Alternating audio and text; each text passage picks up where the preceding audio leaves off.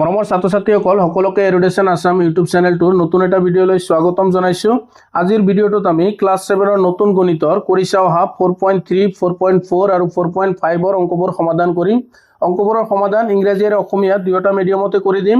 তোমালোকৰ ওচৰত জাষ্ট মোৰ এটাই ৰিকুৱেষ্ট, যদি কোনোবাই চেনেলটোত নতুনকৈ আহিছা তেন্তে প্লিজ চেনেলটো সাবস্ক্ৰাইব কৰি থবা। এতিয়া আহা অংকত কৰিছা অহা 4.3ৰ 1 নম্বৰ অংকটো। ইয়াত এটাই অংক দিয়া আছে, কি কৈছে চোৱা। তলত দিয়া ব্লকৰ আৰ্হিবোৰৰ তালিকাখন চোৱা। এই ব্লকৰ তালিকাখন চাব দিছে। নীলা আৰু ৰঙা ৰঙৰ ব্লক কিমানটা আছে গণনা কৰি বীজগণিতীয় ৰাশিত লিখা। লগতে ৰাশিবোৰক সৰল কৰি লিখা। নীলা ৰঙৰ ব্লকক x আৰু ৰঙা ৰঙৰ ব্লকক y ধৰিবা। এতিয়া আমাক কি কৈছে যে এই আমাৰ তালিকাটোত আমাৰ কিছুমান ব্লকৰ নমুনা দিয়া আছে। ইয়াৰে আমাৰ নীলা ৰঙৰ ব্লকক আমাক x হিচাপে ধৰিব দিছে আৰু ৰঙা ৰঙৰ ব্লকক আমাক y হিচাপে ধৰিব দিছে। x আৰু y হিচাপে ধৰি আমাক কি কৰিব দিছে, বীজগণিতীয় ৰাশিত লিখিব দিছে। তাৰ পিছত সেই ৰাশিটো আকৌ কি কৰিব দিছে, সৰল কৰিব দিছে, সৰলীকৃত ৰূপত লিখিব দিছে। এতিয়া চোৱা, একেবাৰে ইজি হয়। চোৱা, ইয়াত এটা উদাহৰণ আমাক দিয়া আছে। ইয়াত চোৱা, নীলা ৰঙৰ ব্লক কেইটা আছে, দুটা আছে। সো নীলা ৰঙৰ ব্লকক আমাক x হিচাপে ধৰিব দিছে। সো কেইটা x লিখিছে, দুটা x, দুটা নীলা ৰঙৰ ব্লক, দুটা x। তাৰ পিছত আমাৰ ৰঙা ৰঙৰ ব্লক আছে কেইটা, তিনিটা। সো তিনিটা y। আৰু ইয়াত সৰলীকৃত ৰূপত লিখিছে কেনেকৈ চোৱা, দুটা x আছে। সো দুটা x যোগ কৰিলে কি হ'ব,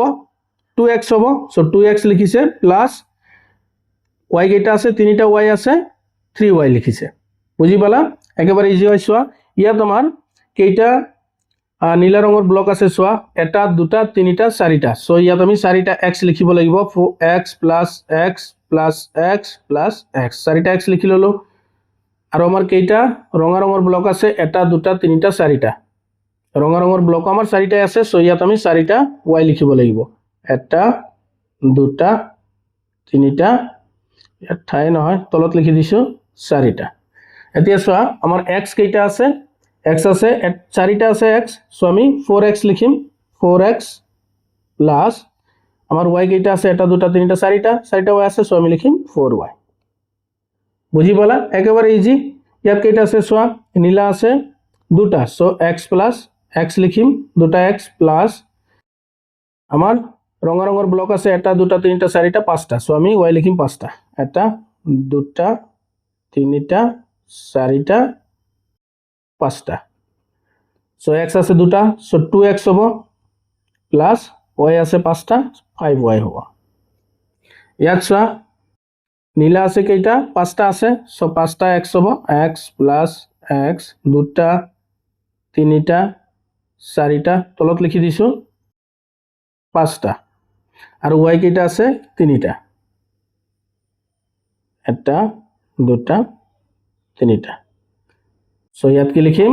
x আছে আমার পাঁচটা। সো 5x হ'ব প্লাস y আছে তিনিটা, 3y হ'ব। বুঝি পালা। আৰু ইংৰাজীত লিখিলে ইয়াত চোৱা, এইখিনি হৈ যাব। এইখিনি জাষ্ট এইখিনি ইয়াত লিখি দিবা। ইয়াত কি কৈছে, আমাৰ ব্লু কালাৰৰ যোনটো ব্লক আছে, ব্লু কালাৰৰ ব্লকক আমাক কি ধৰিব দিছে, x হিচাপে ধৰিব দিছে। আৰু ইয়েলো কালাৰ ব্লকক আমাক ধৰিব দিছে y হিচাপে। বুঝি পালা, ব্লুটো x আৰু ইয়েলোটো y। ঠিক আছে। এতিয়া নেক্সট আহা 4.4। 4.4ত কি কৈছে চোৱা, 1 নম্বৰত তলত দিয়া ৰাশিসমূহৰ পৰা সদৃশ পদবোৰ একেলগে লিখা। এতিয়া চোৱা, আমাৰ সদৃশ পদবোৰ কোনবোৰ, এইটো ইয়াত চাই লোৱা। ইয়াত দিয়া আছে সদৃশ পদ। আমাৰ পদৰ বৰ্ণ সংখ্যাবোৰ একে। আমাৰ পদৰ বৰ্ণ সংখ্যাবোৰ যদি একে থাকে তেন্তে আমি তাক ক'ব পাৰো, সেইবোৰক আমি ক'ব পাৰো সদৃশ পদ। আৰু বৰ্ণ সংখ্যাবোৰ যদি বেলেগ বেলেগ হয় এইবোৰক কওঁ আমি বিসদৃশ পদ। আৰু বৰ্ণ সংখ্যা কোনবোৰ, এই যে ইয়াত দিয়া আছে, এই যে x 5x আছে, এই x2, আৰু ইয়াত 2x আছে, এই x2, এই x তাৰপিছত y, এইবোৰ কোৱা হয় বৰ্ণ সংখ্যা। সো এই বৰ্ণ সংখ্যাবোৰ যদি একে থাকে তেন্তে পদবোৰ আমাৰ কি, সদৃশ পদ। আৰু বৰ্ণ সংখ্যাবোৰ বেলেগ বেলেগ থাকিলে এইটো বিসদৃশ পদ। এতিয়া চোৱা, ইয়াত কি আছে, 5x ইয়াত ডাইৰেক্ট সলিউশনটো কৰি দিয়া 4.4 ৰ একৰ সলিউশন বা এনসাৰ লিখিবা এইটো এনসাৰ লিখিলে হৈ যাব এনসাৰ প্ৰথমতে আমি x থকা পদ কেইটা লম x থকা পদ লিখা বা x যুক্ত পদ x যুক্ত পদ x যুক্ত পদ x যুক্ত পদ আমাৰ কি আছে এই 5x টো আছে 5x টো আছে তাৰ পিছত আকৌ আৰু x থকা আমাৰ পদ কি আছে 3x আছে 3x আৰু আমাৰ কি আছে মাইনাস 11x তাৰ পিছত আৰু কি আছে x আছে আৰু কি আছে 25x এটা আমি একেলগে লিখিলো আমাৰ x যুক্ত পদ কেইটা আমি একেলগে লিখিলো এগিটা আমাৰ কি সদৃক পদ তাৰ পিছত y থকাটো লোৱা y যুক্ত পদ বুলি লিখি দিয়া y যুক্ত পদ y যুক্ত পদ 19y হ'ব 19y তাৰ পিছত 7y হ'ব তাৰ পিছত -17y আৰু y আৰু তো নাই সৈগিটাই হ'ব এই তিনিটা হ'ব তাৰ পিছত লোৱা x y তাৰ পিছত কি আছে z আছে আৰু নাম্বাৰ আছে তো সংখ্যাবোৰ লোৱা সংখ্যা যুক্ত পদ সংখ্যা যুক্ত পদ বা সংখ্যা লিখিলে হ'ব কি আছে 2 আছে তাৰ পিছত 100 আছে সো 2 আৰু 100 2 আৰু 100 তাৰ পিছত কি আছে z যুক্ত পদ z যুক্ত পদ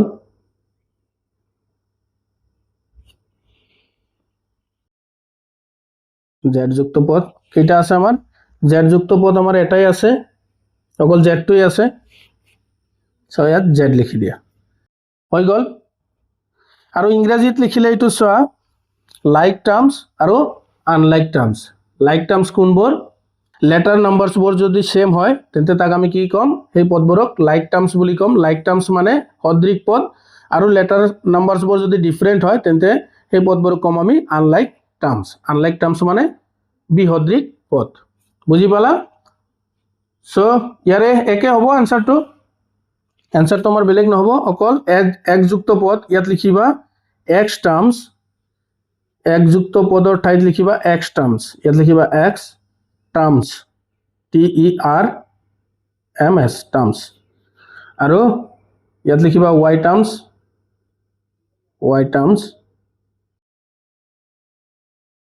ইয়াত লিখিবা নাম্বাৰ অকল নাম্বাৰ বুলি লিখিবা নাম্বাৰস আৰু ইয়াত লিখিবা z টাৰ্ম z টাৰ্মস আৰু বাকিখিনি তো সেমে হ'ব সনেদৰে লিখি দিবা এতিয়া নেক্সট 2 নম্বৰত চোৱা যে উপযুক্ত কাৰণ দৰ্শাই তলৰ তালিকাখন সম্পূৰ্ণ কৰা পদবোৰ দিয়া আছে আৰু ইয়াত সদৃক নে বিসদৃক এইবোৰ লিখিব লাগে আৰু কাৰণটো লিখিব লাগে আমি পাৰিম ইয়াত চোৱা 12m আছে আৰু 7y আছে ইয়াত বৰ্ণ সংখ্যাবোৰ কি বেলেগ বেলেগ আছে চোৱা ইয়াত বৰ্ণ সংখ্যা m আছে ইয়াত বৰ্ণ সংখ্যা y আছে সো পদটো কি হ'ব বিসদৃক হ'ব সো ইয়াত লিখিবা বিসদৃক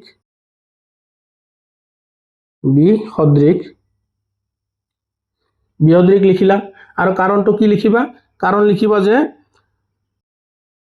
বৰ্ণ সংখ্যাবোৰ বেলেগ ইয়াত বৰ্ণ সংখ্যাবোৰ বেলেগ বৰ্ণ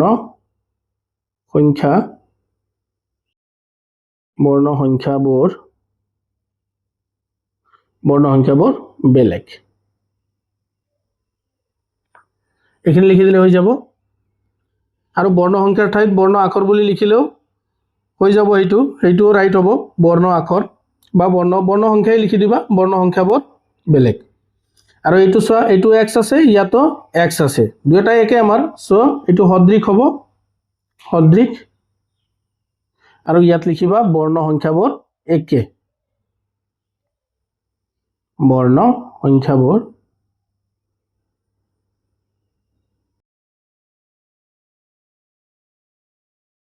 একে আৰু ইয়াত দুইটা n আছে ইয়াত 11টা n আছে ইয়াত এটা n আছে দুইটা n আছে সো এইটো সদৃশ হ'ব সদৃশ আৰু ইয়াতো সেমে হ'ব বৰ্ণ সংখ্যাবোৰ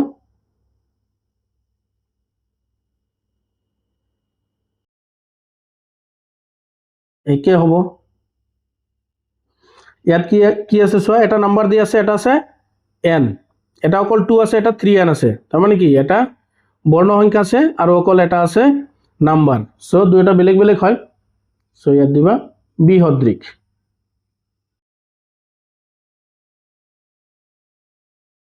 বিসদৃশ আৰু দিবা বৰ্ণ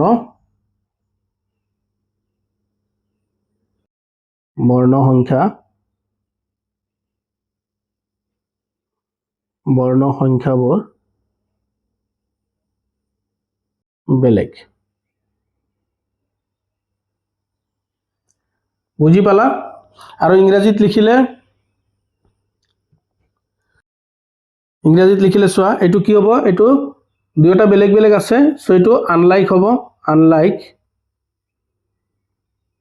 আৰু ৰিজনটো কি হ'ব ৰিজনটো হ'ব যে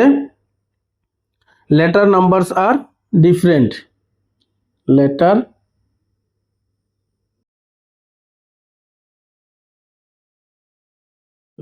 numbers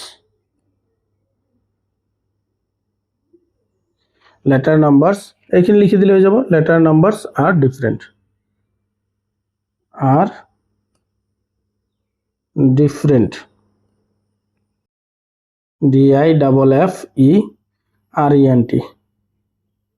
different ঠাই নহয় ইয়াতে ঠিক আছে আৰু ইয়াত চোৱা ইয়াত কি হ'ব এইটো লাইক হ'ব দুইটা আমাৰ x আছে সো এইটো লাইক টাৰ্ম হ'ব সো লাইক বুলি লিখি দিবা লাইক আৰু ইয়াত লিখিবা letter numbers are same আৰু ইয়াতো চোৱা ইয়াতো দুটা আমাৰ একে আছে সো এইটো আমাৰ লাইক হ'ব লাইক টাৰ্ম হ'ব আৰু ইয়াত হ'ব একেখিনি কথা ইয়াত লিখি দিবা letter numbers are same আৰু এইটো দুটা বেলেগ বেলেগ আছে এই ওপৰটো লিখি দিবা ইয়াত এইটো হ'ব আনলাইক আৰু এইটো হ'ব letter numbers are different এই ওপৰটো লিখি দিবা ঠিক আছে বুজি পালা এতিয়া নেক্সট আহা 4.5 4.5 কি কৈছে চোৱা এক নম্বৰত কি কৈছে তলত দিয়া প্ৰশ্নটোত দুটা উক্তি দিয়া আছে ইয়াৰ লগত চাৰিটা বিকল্প A B C D আৰু D দিয়া আছে শুদ্ধ উত্তৰটো বাছি উলিয়া আমাক দুটা যুক্তি দিয়া আছে এই যুক্তি দুটাৰ ওপৰত আমাক চাৰিটা অপচন দিছে কোনটো অপচন আমাৰ শুদ্ধ সেইটো আমি ৰাইট চিন দিব বাছি উলিয়াব লাগে এতিয়া চোৱা উক্তি প্ৰথম উক্তিটো কি দিছে এটা কলমৰ দাম A টকা আৰু এখন নোটবুকৰ দাম B টকা হলে পাঁচটা কলম আৰু তিনিখন নোটবুকৰ দামৰ গাণিতিক প্ৰকাশ হ'ব 5A + 3B ইয়াত চোৱা এবাৰ আমি কৰিছো বীজগণিতীয় ৰাশিত প্ৰকাশ কেনেকৈ কৰে এইটো চোৱা এটা কলমৰ দাম কি আছে A টকা এইটো কলমৰ দাম আৰু নোটবুকৰ দাম আছে B এতিয়া পাঁচটা কলম আৰু তিনিখন নোটবুকৰ কলম কেইটা পাঁচটা এটা কলমৰ দাম A হলে পাঁচটা কলমৰ দাম কি হ'ব 5A পাঁচটা কলমৰ দাম 5A আৰু তিনিখন নোটবুক এটা নোটবুকৰ দাম B হলে তিনিখন নোটবুকৰ দাম কিমান হ'ব 3B সো মুঠ কি হ'ব মুঠ দাম কি হ'ব এই দুটা প্লাস হ'ব 5A + 3B সো এইটো হৈ যাব আমাৰ বীজগণিতীয় ৰাশি এইটোৰ মুঠ দামৰ বীজগণিতীয় ৰাশি আমাৰ এইটো হ'ব গাণিতিক প্ৰকাশ সো এইটো আমাৰ শুদ্ধ উক্তি 1 টো আমাৰ শুদ্ধ আৰু উক্তি 2 টো চোৱা কি কৈছে যে গীতাৰ হাতত এইখন 100 টকীয়া নোট আছে এইখন 100 টকীয়া নোট আছে কেইখন এইখন আৰু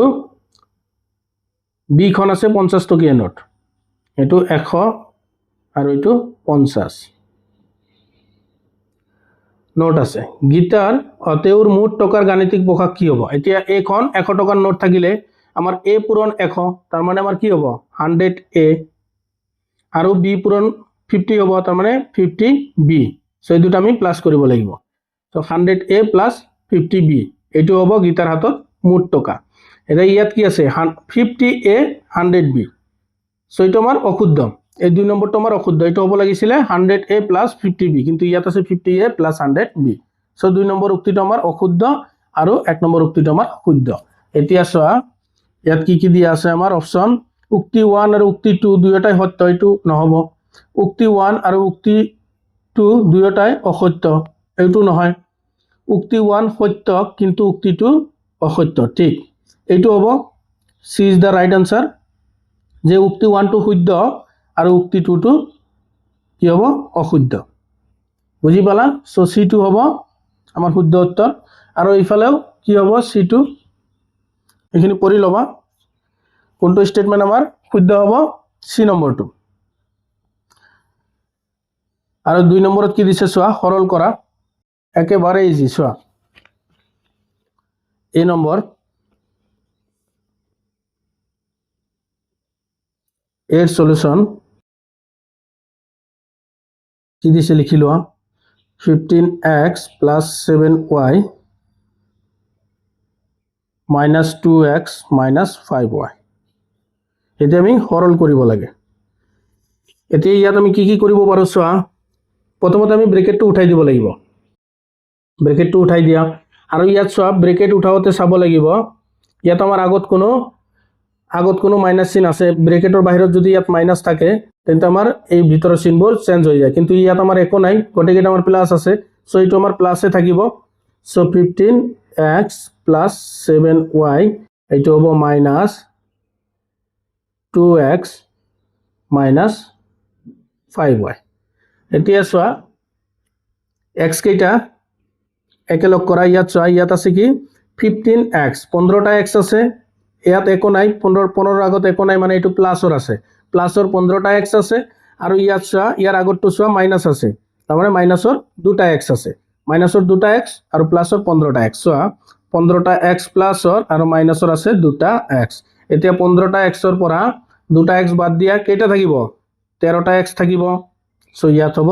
13x আৰু y টো চাই লোৱা ইয়াত প্লাসৰ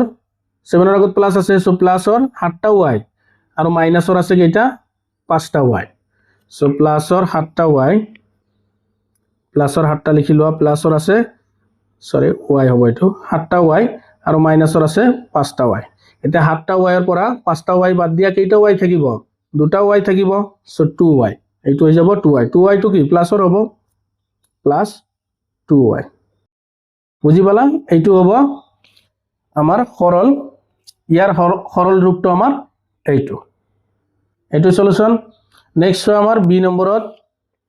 বি সলিউশন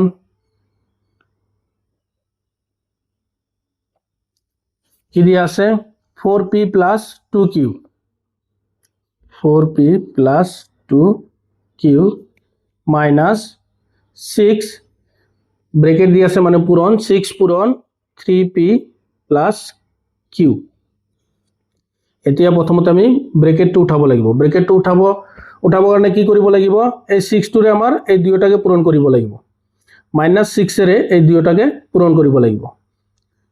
সো এইখিনি আগত লিখি লোৱা 4p plus 2q এতিয়া চোৱা এই 3p ৰ আগত কি আছে একো নাই মানে প্লাস চিন আছে আৰু 6 ৰ আগত কি আছে মাইনাস সো মাইনাসে এই প্লাসে পূৰণ কৰিলে কি হ'ব আমাৰ মাইনাস হ'ব আৰু এই 6 ৰে আমি এই 3p ক পূৰণ কৰিব লাগিব 6 * 3 কিমান হ'ব 6 * 3 18 18 আৰু p হৈ গল এইটো এতিয়া এইটোত আমাৰ কিউৰ আগত কি আছে প্লাস আছে আৰু ইয়াত কি আছে মাইনাস সো মাইনাসে প্লাসে পূৰণ কৰিলে কি হ'ব মাইনাস এইটো মাইনাস হ'ব এতিয়া 6 ৰে আকৌ আমি এই কিউব পূৰণ কৰিব লাগিব 6 * q কি হ'ব 6q বুজি পালা এতিয়া সলভ কৰি দিয়া আমাৰ p কেইটা একেলগে লিখা আৰু q কেইটা একেলগে লিখা চোৱা ইয়াত প্লাসৰ কেইটা p আছে চাৰিটা p আমাৰ এই চাৰিটা p আমাৰ প্লাসৰ আছে আৰু এই 18টা p আমাৰ কিহৰ আছে মাইনাসৰ আছে সো আমাৰ কি হ'ব চোৱা মাইনাসৰ আছে 18টা p আৰু প্লাসৰ আছে 4টা p এতিয়া আমি কি কৰিব লাগিব এই ডাঙৰটোৰ পৰা সৰুটো বিয়োগ কৰিব লাগে এতিয়া ডাঙৰটোৰ পৰা সৰুটো বিয়োগ কৰি লোৱা 18 পৰা 4 গলে কিমান হ'ব 18 পৰা 4 গলে 14 14টা পি থাকিল এতিয়া চোৱা চিন কোনটো ডাঙৰ আছে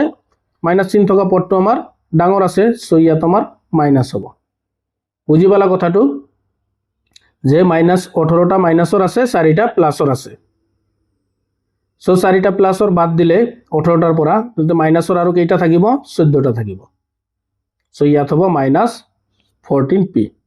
মাইনাস 14p আৰু ইয়াত সব প্লাসৰ দুটা কিউ আছে আৰু মাইনাসৰ 6টা কিউ আছে সো মাইনাসৰ 6টা কিউ আৰু প্লাসৰ দুটা কিউ এতিয়া 6টাৰ পৰা দুটা প্ৰথমতে বাদ দি লোৱা কেইটা থাকে 4টা কিউ থাকে এতিয়া আমাৰ কোনটো পদ ডাঙৰ মাইনাসৰ পদটো ডাঙৰ সো ইয়াত আমাৰ মাইনাস হ'ব সো -4 কিউ এটি হ'ব সলিউশন